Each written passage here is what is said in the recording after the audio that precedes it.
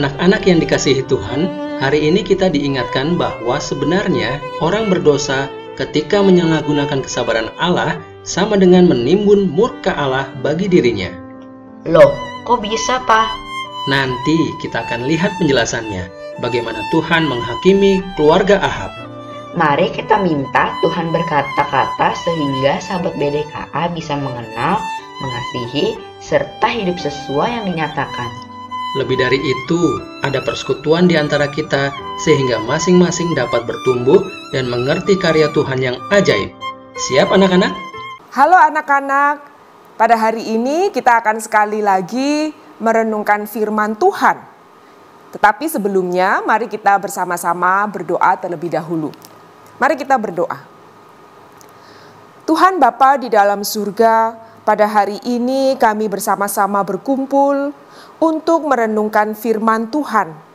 Kami berdoa memohon kepadamu ya Tuhan, sekiranya Tuhan memimpin setiap kami yang mendengarkan, sehingga kami boleh memiliki hati yang sungguh-sungguh seperti seorang murid, mau mendengarkan firman Tuhan, mau mengertinya, mempercayainya, dan kami juga mau melakukannya di dalam kehidupan kami sehari-hari.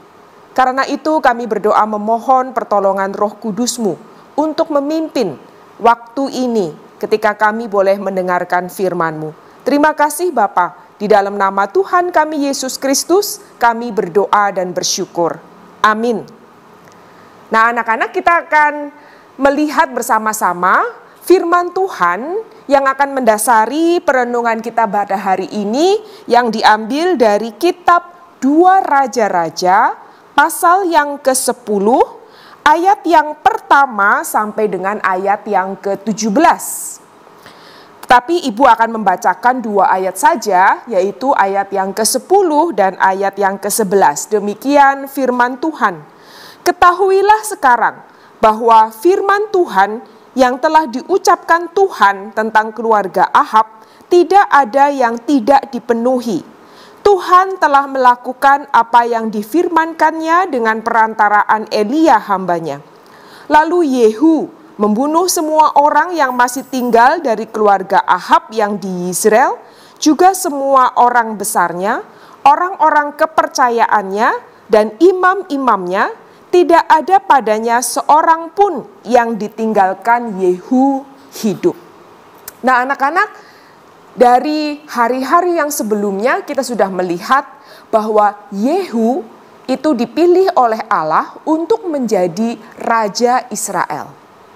Allah memilih Yehu untuk menjadi Israel karena yang pertama, Allah mau memberikan hukuman kepada Ahab, kepada Isabel, dan juga orang-orang yang mengikuti mereka. Karena mereka sudah berbuat kejahatan.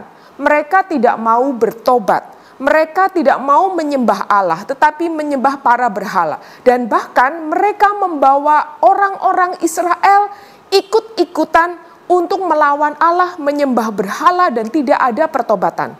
Karena itu Allah akan menghukum Ahab, Isabel, dan juga orang-orang yang mengikuti mereka. Tidak cuma itu, Allah juga mau menunjukkan kasih-Nya kepada bangsa Israel. Membersihkan bangsa Israel dari orang-orang yang jahat yang justru membawa bangsa Israel melawan Allah, tidak menyembah Allah, dan juga tidak bertobat. Yehu tahu tugasnya, yaitu apa?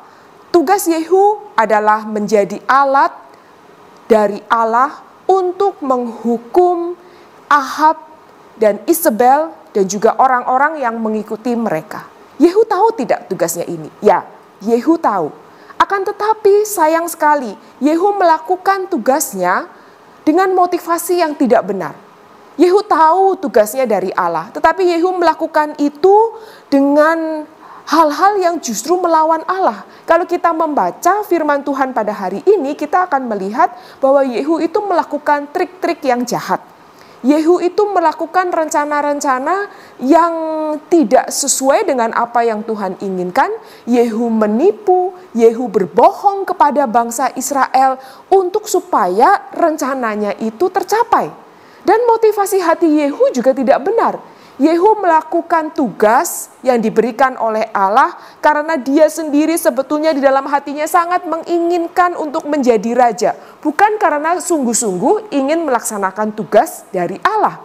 Jadi Yehu melakukan tugasnya dengan tidak benar.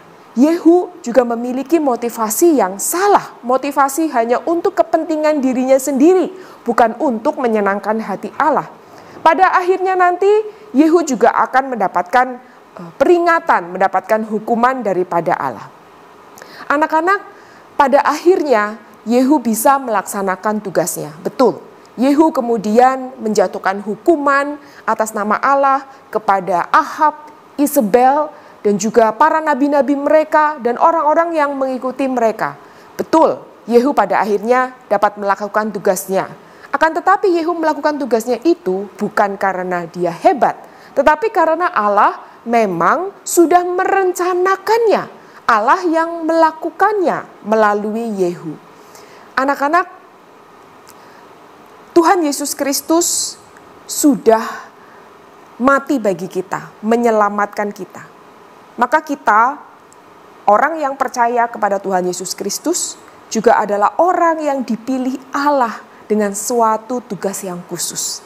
Yaitu apa? Tugas kita adalah membawa mereka yang terus-menerus melawan Allah, membawa mereka yang terus-menerus berdosa kepada Allah untuk kembali bertobat, untuk kembali kepada Allah, untuk percaya kepada Tuhan Yesus Kristus. Itu adalah tugas yang Tuhan berikan kepada kita. Kita adalah alat yang akan Tuhan pakai untuk membawa orang-orang yang ada di sekeliling kita, yang masih suka berbuat dosa, yang belum percaya kepada Tuhan Yesus Kristus, untuk datang kepada Tuhan Yesus Kristus, percaya kepada Tuhan Yesus Kristus dan meninggalkan dosa-dosa mereka. Karena itu anak-anak, kita yang sudah memiliki tugas ini, kita yang adalah alat daripada Tuhan untuk melakukan tugas ini, mari kita hidup dengan benar. Mari kita hidup dengan taat, hidup meninggalkan dosa, hidup memuliakan Tuhan, hidup menyembah Allah, supaya kita bisa menjadi alat Tuhan yang sungguh-sungguh menyenangkan hati Allah. Amin. Mari kita berdoa. Tuhan Bapa di dalam surga, terima kasih melalui firman pada hari ini, kami sekali lagi diingatkan, kami adalah alat yang Tuhan pilih untuk membawa orang-orang di sekitar kami mengenal Tuhan Yesus Kristus dan hidup di dalam pertobatan, tidak lagi melakukan dosa-dosa. Karena itu kami berdoa memohon ya Tuhan, kiranya Engkau memimpin setiap kami untuk kami boleh melakukan tugas kami dengan benar. Agar kami boleh menjadi alat Tuhan dengan benar. Kiranya Engkau memimpin, menyertai hidup kami, dan menolong kami untuk kami boleh melakukannya. Terima kasih Bapa untuk firman-Mu pada hari ini. Di dalam nama Tuhan kami Yesus Kristus kami berdoa dan bersyukur. Amin.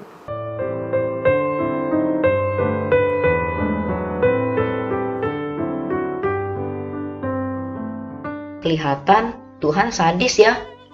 Itu dari kacamata orang dunia.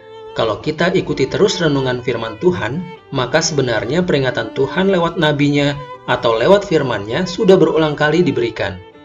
Jadi, seperti pada masa sekarang, sudah banyak video firman Tuhan. Ada Alkitab yang disediakan secara mudah, tapi manusia masih enggan mengikuti jalan Tuhan. Jalan yang penuh sukacita, namun tidak disukai orang dunia itu. Bersyukur karena Israel diberi kesempatan untuk kembali kepada Tuhan. Bagaimana hasilnya? Berham ingatkan untuk melihat post gambar-gambar di IG BDKA serta membaca Alkitab di 2 Raja-Raja 10 ayat 29 sampai 36. Shalom.